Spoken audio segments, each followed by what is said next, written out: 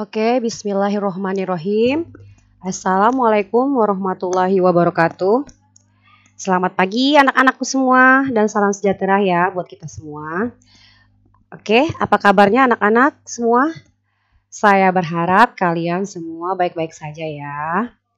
Baik anak-anak, ini adalah pertemuan kita yang ketiga ya. Video pembelajaran dari kita yang ketiga. Nah, minggu kemarin saya kan sudah membahas tentang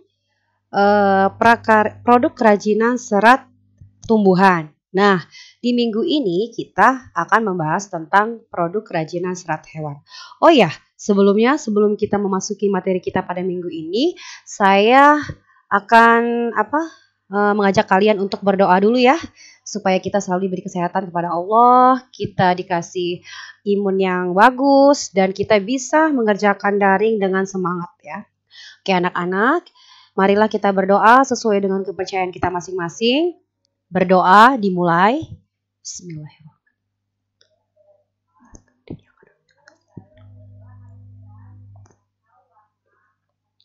Berdoa selesai. Oke anak-anak, baik, saya Haisiko Malaria, guru prakarya kalian di kelas 7.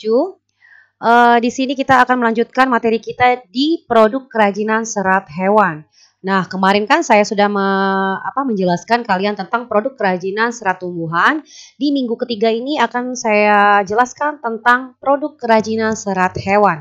Baik, kalian bisa lihat di layar handphone Anda, atau kalau kalian buka di laptop, kalian bisa buka di layar laptop Anda ya. Oke, kita lihat materinya. Bahan serat hewan. Apa itu bahan serat hewan? Kita lihat di sini. Di bawah ini merupakan bahan serat dari hewan yang dapat diolah menjadi bahan produk kerajinan. Ya, pengolahan yang dilakukan cukup sederhana, yaitu dikeringkan secara alami dengan sinar matahari langsung. Nah, yang pertama itu contohnya adalah serat wol dari bulu domba. Itu contohnya bahan serat hewan ya. Yang kedua, contoh serat sutra dari kepompong ulat sutra. Yang ketiga adalah serat dari bulu alpaca. Itu contohnya. Bahan-bahan serat hewan dapat diolah dengan berbagai cara dan dilakukan dengan beberapa tahap pengolahan seperti pengukuran, pembersihan dengan cara pencucian, pengeringan, dan kemudian dipintal. Hasil dari pemintalan diperoleh benang yang dapat dijadikan sejumlah produk yang bernilai jual tinggi. Produk yang dihasilkan dari bulu domba atau wol memiliki kelebihan diantaranya adalah berat, hangat, dan halus. Oleh sebab itu, bahan serat ini cocok dimanfaatkan sebagai produk fashion ya, untuk benang wol itu ya. Itu biasanya cocok digunakan atau dimanfaatkan sebagai produk fashion. Misalnya contohnya produk fashion itu misalnya kayak jaket gitu-gitu kan, untuk fashion kita ya sekarang, zaman sekarang 2021. Oke anak-anak. Oke, next ya. Nah, ini bisa kalian lihat di layar handphone Anda. Ada gambar hewan. Ini adalah alpaca. Oh ya, ini alpaca, sorry, ini domba. Ini alpaca, ini adalah ulat sutra. Nah, dari bulu-bulu hewan ini bisa kita buat kerajinan, yaitu seratnya. Kalau di sini kan bulu-bulunya nih. Kalau bulu domba nih, kalau bulu domba sih mungkin kalian sudah sering dengar ya. Seratnya bisa digunakan untuk membuat misalnya kayak jaket gitu. Kalau kayak yang di luar negeri, kalau yang ada musim dingin, musim salju seperti itu. Kalau di Indonesia kan cuma ada 2 musim, jadi jarang kita menggunakan jaket yang tebal ya. Nah, di sini ulat sutra kalau udah jadi benang tuh seperti ini ya anak-anak ya. Kemudian adalah alpaca. Kalau alpaca itu bisa kalian lihat di layar Anda tuh seperti ini. Oke, paham ya anak-anak ya. Next, yaitu kita membahas tentang alat produksi kerajinan serat hewan. Nah, alat yang digunakan. Biasa, kalau alat yang digunakan itu akan saya jelaskan cuman beberapa yang umum dipakai. Tapi biasanya ada juga alat-alat yang ada lagi bahan-bahan yang misalnya yang lainnya. Yang ini yang saya jelaskan adalah yang kira-kira yang umum dipakai untuk membuat kerajinan serat hewan. Contohnya misalnya adalah gunting, alat pencukur bulu, kemudian baskom, dan jarum jahit.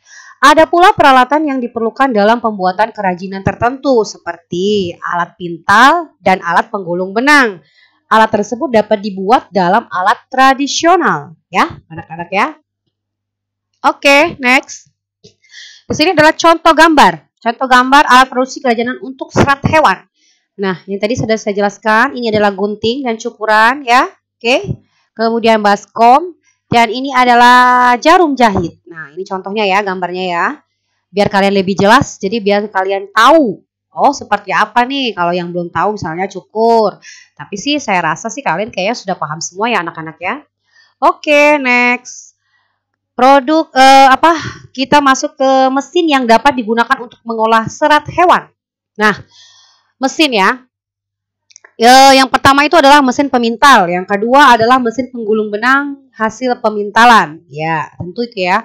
Pembuatan produk kerajinan bahan serat hewan itu baik yang dibuat sebagai bahan baku tekstil ataupun yang dibuat sebagai fungsional memiliki prosedur yang berbeda. Tentu ya anak-anak ya.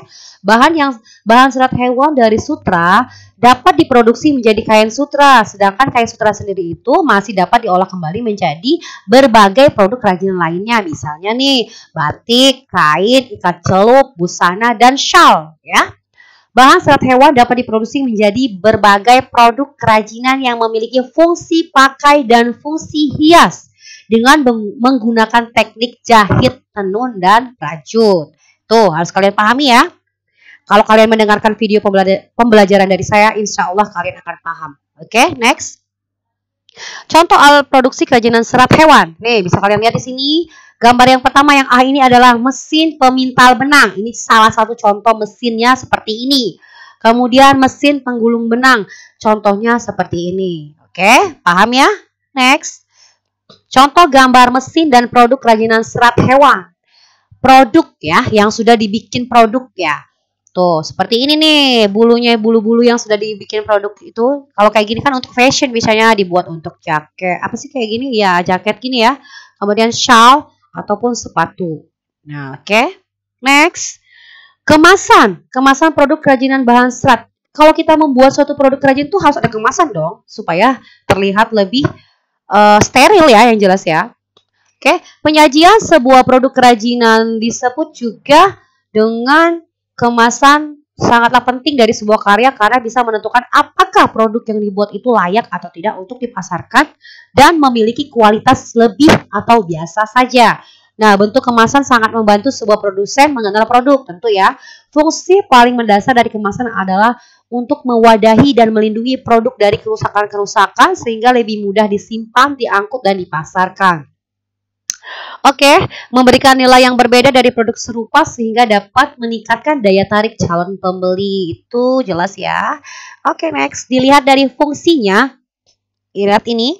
Dilihat dari fungsinya, kemasan memiliki 4 fungsi utama, yaitu ya. Dilihat dari fungsinya harus paham. Yang pertama, menjual produk. Yang kedua, melindungi produk. Yang ketiga, memudahkan penggunaan produk. Dan yang terakhir adalah memperindah penampilan produk. Oke, paham ya itu? Itu adalah fungsi kemasan yang memiliki fungsi utama. Ya, oke, next.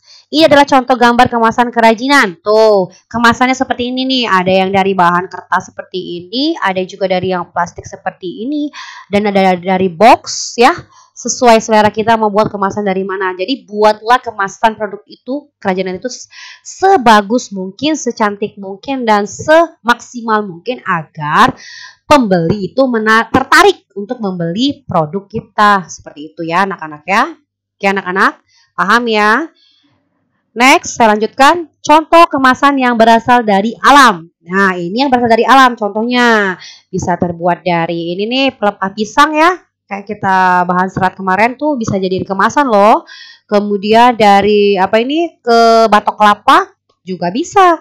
Nah, jadi semua kerajinan serat itu bisa digunakan untuk produksi apapun, ya. Bisa juga dibuat untuk kemasan dari produk kita. Oke, next. Dari 4 fungsi kemasan yang dijelaskan tadi, sangat penting diperhatikan agar dapat meningkatkan daya jual produk. Kemasan sebagai pelengkap produk dengan tujuan agar produk terlihat lebih cantik dan menarik. Ingat itu, bahan dasar dari kemasan itu sendiri sangat bervariasi, seperti misalnya logam, plastik, kayu, serat alam, kardus, kaca, dan mika. Itu ya, sudah saya jelaskan tadi. Penting untuk dipahami bahwa produk yang diperuntukkan jual, maka kemasan harus lebih berguna untuk melindungi keamanan karya dari kerusakan, dan sedangkan jika untuk dipamerkan, maka kemasan lebih berfungsi sebagai produk utama. Itu yang perlu kalian pahami. Kemudian selanjut ke contoh proyek kerajinan bahan serat. Membuat kerajinan rompi serat kayu nih contohnya. Yang pertama yang kita lakukan adalah perencanaan dulu. Perencanaan itu apa? Ya, apa rencana kita? Yang pertama adalah mengidentifikasi kebutuhan yang berisi ilustrasi dan ide atau gagasan pokok tuh yang pertama.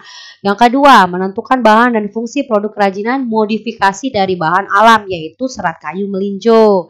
Kemudian yang ketiga adalah menggali ide dari berbagai sumber. Sudah saya jelaskan dari minggu-minggu kemarin itu, sumber itu bisa kalian gali atau kalian dapatkan dari berbagai sumber. Contohnya nih, sumber dari internet, dari koran, dari buku, dari informasi dari orang-orang yang sudah berpengalaman. Ya, begitulah pokoknya ya. Jadi sumber itu dimanapun kita bisa cari. Oke. Next, yang keempat adalah membuat sketsa karya dan menentukan karya terbaik dari sketsa. Jadi, sebelum kita membuat proyek kerajinan itu, kita buat sketsa dulu agar hasilnya pun lebih bagus dan lebih baik. Oke? Paham ya anak-anak ya? Oke, next. Saya jelaskan tentang pelaksanaan. Setelah kita buat tadi kan kita perencanaan. Berarti kita kalau udah perencanaan, kita langsung pelaksanaan. Nah, apa sebelum pelaksanaan itu yang kita siapkan apa? Yaitu bahan dan alat. Bahannya misalnya tadi untuk membuat ini tadi kan buat apa tadi kerajinan rompi ya, berarti bahan yang digunakan adalah serat kulit kayu melinjo, kulit hewan termasuk cat akrilik dan rumbai. Kemudian alatnya adalah pensil, gunting, pisau, kertas, lem putih atau kuning, dan jarum dan benang. Dan kemudian ada meteran juga, ada mesin jahit dan juga kuas. Itu alat-alat dan bahannya ya. Kemudian membuat karya kerajinan dengan membuat pola terlebih dahulu dan ambil serat kayu melinjo yang siap dipakai. Jadi kita buat pola dulu nih. Lalu dijahit dari bagian belakang satu persatu, dimulai dari bagian pundak dan selanjutnya ditempelkan rumbai pada serat kayu. Next, kemudian dilukis di bagian depan rompi dengan cat akrilik agar lebih menarik. Tuh ya. Kemudian evaluasi. Nah, ini ada soal buat kalian. Karena berhubung ke minggu kemarin itu kan saya belum kasih kalian soal yang di serat tumbuhan. Jadi tugas kalian untuk minggu ini adalah yang pertama, kerjakan penugasan soal latihan ini. Soal latihan ini ada 5 soal ini yang berhubungan tentang kerajinan serat hewan. Jadi kalau kalian menonton video pembelajaran dari saya yakin kalian bisa mengisi pertanyaan di sini. Contohnya nih ya, soal yang kalian harus kerjakan adalah 1. Sebutkan contoh-contoh bahan serat dari hewan. Tadi sudah saya jelaskan. Kemudian sebutkan macam-macam alat produksi kerajinan serat hewan. Sudah saya jelaskan juga. Kemudian sebutkan fungsi kemasan. Juga sudah. Sebutkan contoh kemasan yang berasal dari alam. Dan yang kelima adalah sebutkan contoh kemasan yang bukan berasal dari alam. Sudah saya jelaskan semua di video pembelajaran ini. Jadi kalau kalian menonton video pembelajaran ini, saya yakin kalian bisa mengisi jawaban ini. Ya. Nah, untuk tambahannya, kan ke minggu kemarin kan belum saya kasih tugas. Jadi mau saya jadikan satu tugasnya di minggu kedua sama minggu ketiga ini. Jadi, yang minggu kedua kemarin yang tentang kerajinan serat dari tumbuhan itu, tugasnya adalah yang pertama. Jadi tugasnya ada 2 kalian. Tugas yang pertama adalah tugas minggu kemarin itu, kalian rangkum video pembelajaran saya di minggu kemarin, buka lagi. Kalian rangkum tentang kerajinan serat tumbuhan. Rangkum ini mungkin ya, singkat padat jelas pokoknya rangkumannya, tulis di buku latihan dengan rapi, pokoknya difotoin ke WA saya dengan jelas gambarnya. Kemudian itu yang tugas yang pertama. Jadi tugas yang pertama adalah rangkumlah kerajinan serat tumbuhan di minggu kedua kemarin di buku latihan juga. Kemudian jawab soal ini, yang 5 soal ini berhubungan dengan kerajinan serat hewan ini, 5 soal ini di buku latihan juga. Jadi dijadiin satu. Nanti dipoto kirim ke WA pribadi saya, bukan WA grup ya anak-anak ya. Kalau WA grup nanti dicontek sama teman-teman kalian yang udah ngerjain, oke? Oke anak-anak. Saya cukup sekian dulu ya video pembelajaran kita minggu ini. Sorry. Jika saya ada salah, kurang ataupun lebih, saya mohon maaf sebesar-besarnya. Dan jangan lupa like, share, dan subscribe sesudah dan sebelum kalian menonton video ini. Oke, saya akhiri. Wassalamualaikum warahmatullahi wabarakatuh.